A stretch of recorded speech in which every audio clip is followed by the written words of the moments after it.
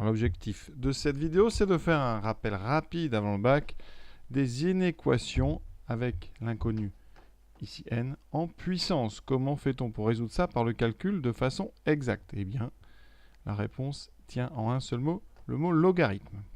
On va utiliser dans cette vidéo et dans les questions du même type la propriété que vous connaissez sur le logarithme, qui est la suivante. Quel que soit n, donc le symbole pour tout, quel que soit n appartenant donc à n étoiles, donc on prend un entier non nul. On prend x, un entier positif non nul, comme ça je vous rappelle tous les symboles, r plus étoile. Eh bien, la propriété qu'on va utiliser, c'est que ln de x puissance n, c'est n multiplié par ln de x. Vous savez bien, ça marche aussi avec le logarithme décimal, avec tous les logarithmes d'ailleurs. Nous, on va l'utiliser avec le logarithme népérien. L'intérêt de cette propriété, eh bien, c'est de pouvoir faire passer la puissance n en coefficient. Ainsi, si vous avez par exemple ln de 3,2 puissance n, eh bien, vous pourrez écrire n fois ln de 3,2. D'accord? Alors, on met plus de parenthèses après. On peut les mettre si on veut, ici aussi. Elles sont inutiles ici. Mais ça permet peut-être pour vous d'avoir un petit peu plus de clarté. Donc, on est parti d'une puissance. Ici, le n, qui est l'inconnu, va être en puissance. Et grâce à l'utilisation de la fonction logarithme, on va le mettre en coefficient. Tout de suite, je vous montre 3 exemples qui illustrent cette utilisation, qui en général sont les conclusions des exercices sur les suites au baccalauréat. Alors, première inéquation que je vous propose ici. Donc, on va isoler le 1,1 puissance n tout seul. Donc, isoler, c'est tout seul, évidemment, à gauche. Donc, il va falloir se débarrasser du 100 et du 5. Ici, vous avez plus 100. Bon, là, je ne vous apprends pas ça.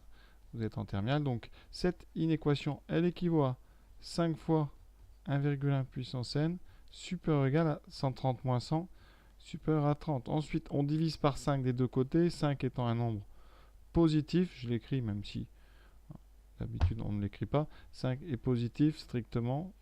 Donc quand on va diviser par 5, l'inégalité ne change pas de sens. Ça donne 1,1 puissance n supérieur ou égal à 30 sur 5, donc à 6. Et vous voyez, on est dans le cas de figure. L'inconnu, c'est n, on cherche le plus petit entier qui va vérifier cette inéquation.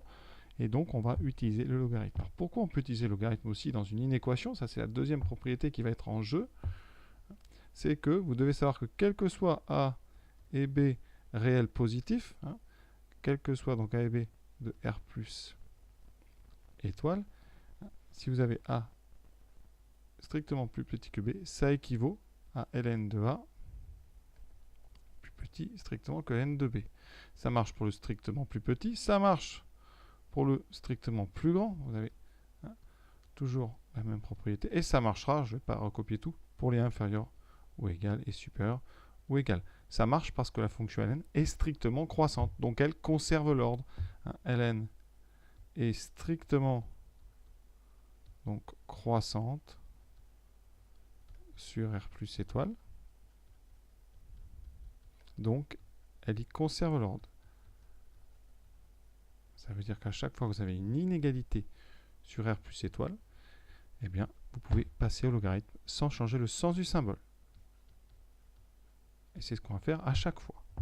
Donc, vous voyez, pour mon exemple, et donc ici, on va donc dire ln de 1,1 puissance n est plus grand que ln de 6, avec la propriété sur logarithme, le n sort devant le ln, voilà. Et ensuite, on va diviser par ln de 1,1. Alors là, à chaque fois, il va falloir vérifier. Est-ce que c'est positif ou pas? Ici, 1,1 c'est plus grand que 1. Donc ln de 1,1 est positif. Ici, quand vous utilisez cette propriété, vous pouvez dire que ln est strictement croissante. Et donc la conclusion, comme ln de 1,1 est positif, on obtient n supérieur ou égal, le sens n'a pas changé, à ln de 6 sur ln de 1,1. Et là, on va prendre la calculatrice pour avoir une estimation de ce nombre. Vous voyez que je trouve 18,79, etc. Donc, comme je veux le premier entier, on va répondre n supérieur ou égal à 19. Voilà. Donc, n supérieur ou égal à 19. Après, sur une copie, vous faites une petite conclusion. Le plus petit entier est 19. Deuxième inéquation. Cette fois-ci, à inférieur ou égal. Ça, c'est des choses que vous pouvez trouver vraiment dans des exercices de bac, en TS ou TES. Alors, On va donc se débarrasser du 27 par soustraction et par division du moins 4. Mais là, on va faire attention. Pourquoi? Parce que moins 4, c'est négatif. Donc ici, on fait très attention. Moins 4 est négatif strictement. Donc quand on va diviser par moins 4, on va avoir une inversion du symbole. C'est-à-dire qu'on aura 1,9 puissance n. On aura à droite moins 27 sur moins 4. Mais par contre, ici, le symbole devient un supérieur ou égal. Alors, ça correspond bien à notre exercice parce que ici, les moins ici vont s'annuler entre eux. Et là, on va passer au logarithme. D'accord? Puisque le logarithme, on l'a dit, est strictement croissant sur R plus étoile. Donc ici, on n'a bien que des nombres positifs. Donc, ln strictement croissant.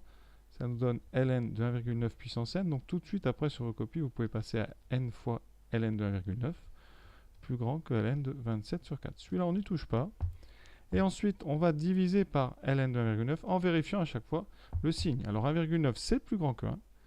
Donc ln de 1,9, c'est positif. Donc en divisant, on n'a pas de changement de sens. Donc n va être plus grand que ln de 27 sur 4 divisé par ln de 1,9. Il n'y a pas de formule pour simplifier ça. Donc on prend encore une fois la machine. On trouve ici 2,975, etc. Et donc, on répond n supérieur ou égal à 3. On prend le plus petit entier qui est plus grand que 2,9. Donc après, comme tout à l'heure, conclusion sur votre copie. Voilà.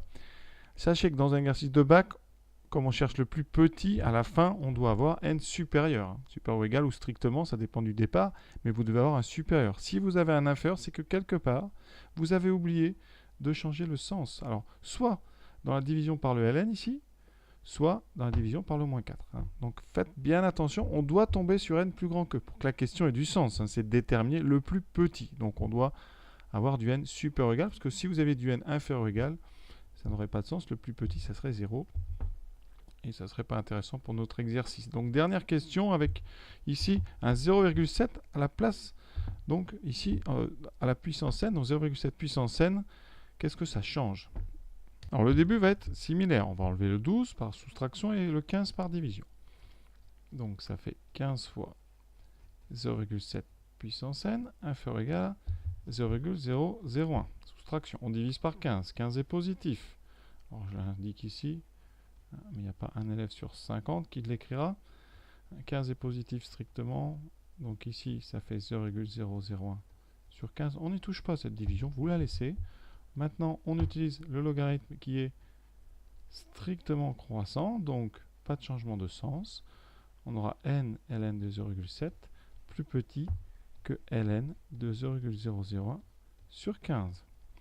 Et maintenant, on va diviser. Et c'est là, il faut faire très attention. Et pour l'instant, on a un inférieur, ça ne nous va pas.